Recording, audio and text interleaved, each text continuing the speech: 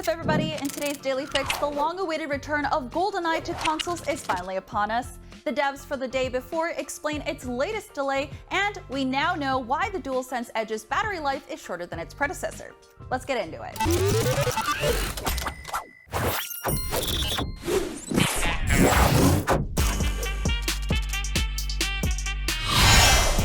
After almost 25 years, GoldenEye 007 is available on the Nintendo Switch and Xbox now. This should be good and fun for gamers who want to relive their Bond days or new gamers who want to try their hand at this retro shooter, but there are seemingly quite a few complaints at launch. We knew the re-release of GoldenEye would only support online multiplayer on the Switch version, which is just a port of the original N64 game.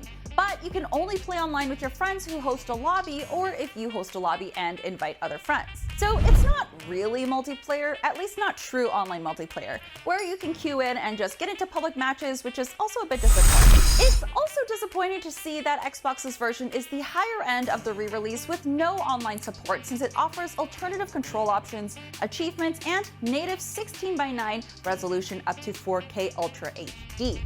So it looks and plays great, but doesn't have the option for that limited taste of online multiplayer that the Switch does. Since it just released today, hopefully there will be some patches to help with some of the bugs people are experiencing on both versions, but I'm not entirely sure they'll come with patches to allow for true online play on the Switch or Xbox. But hey, at least you can still play couch co-op for that classic GoldenEye experience. Moving on, the day before is an open-world MMO survival game set in a deadly post-pandemic America overrun by flesh-hungry infected. It may remind you of The Last of Us, especially if you've seen the logo. But there's some funny business going on with this game. Since its reveal in 2021, it's been one of Steam's most wish-listed games, meaning it's very highly anticipated.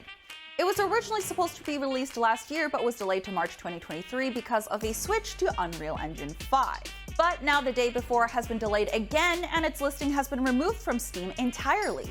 Earlier this week, developer Fantastic released a statement claiming that a trademark dispute had forced the delay of both the game and its first major gameplay trailer in over a year. Fantastic says a private individual swooped in and applied for the trademark to the name the day before, and that an individual got Steam to remove the game from the store.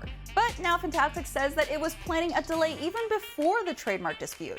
The dev told IGN, "We plan to move the game's release before and plan to announce it with the publisher, Mytona, in a 10-minute gameplay video." And then you all know what happened. So to be on the safe side, to ensure there are no more transfers, we, along with the publisher, chose November 10th. That is a safe date given the trademark dispute. The game's Reddit page and Discord server has been erupting with claims and allegations that the day before is actually vaporware and isn't even real. Fantastic maintains that its game will definitely be released despite the chaotic conversation at the moment. It said the storm will calm down eventually and time will put everything in its place. When the game comes out, people will finally see the truth. This isn't even the first time the game has faced controversy in the past 3 years, as Fantastic was also forced to defend its use of unpaid workers in June last year. So what do you think? Is the day before real? Let us know in the comments, and we'll continue following this strange story here at IGN.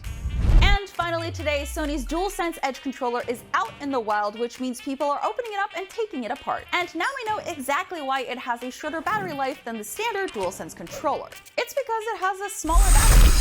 In December, Sony told The Verge that the new controller would have moderately shorter battery life because, quote, "We've included many more features within the same form factor and ergonomic design as the original DualSense controller." But as an Australian shop that offers custom PS5 parts took the new controller apart and compared its battery size to that of the original DualSense, you can clearly see that the new battery is much smaller. The DualSense Edge costs $130 more than the standard controller, so it's a bit of a bummer that it will need to be charged more often. We do like the new controller though, and gave it a 9 out of 10 in our review. And that's your Daily Fix for Friday, January 27th. Have you downloaded GoldenEye for the Switch or Xbox yet? And do you think it still holds up? Let us know in the comments. If you're looking for something else to watch, check out our comparison between the Callisto Protocol and the Dead Space remake. I'm Stella Chung, follow IGN on Snapchat, and keep it tuned right here for the latest gaming news.